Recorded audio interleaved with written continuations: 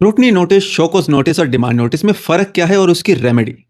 पहले है हमारा स्क्रूटनी नोटिस जो कि फॉर्म नंबर जीएसटी एएसएमटी 10 है, जिसमें ऑफिसर लिखता है during scrutiny of your return discrepancies have been noticed, please explain by this date और एक्शन विल बी टेकन। मतलब ऑफिसर को लगता है कि तुम्हारी रिटर्न में कुछ मिसमैच है, जैसे जीएसटीआर 1 और 3B में कोई डिफरेंस है या फिर आईटीसी ज़्यादा क्लेम हुआ है। अब इसके लिए करना क्या है, वेरीफाई करो सारे मिसमैच बिटवीन जीएसटीआर 1, 3B और 2B।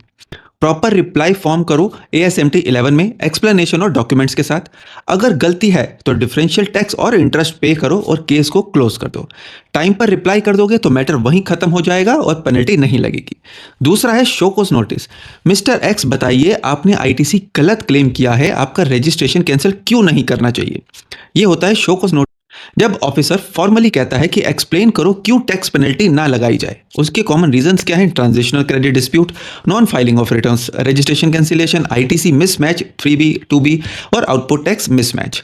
अब इसकी रेमेडी क्या है, नोटिस को केयरफुली रीड करो, चेक करो अंडर सेक्शन 73 मतलब नॉन फ्रॉड का केस है या फिर 74 मतलब फ्रॉड का केस है।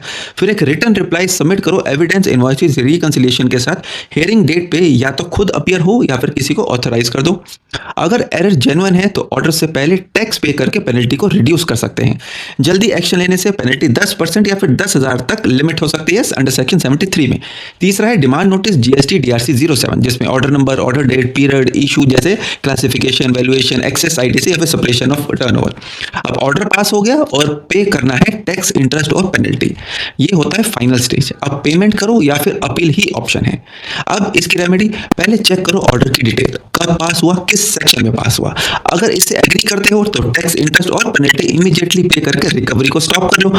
और अगर डिसएग्री हो तो फाइल करो appeal form GST APL 01 order की डेट से 3 महीने के अंदर।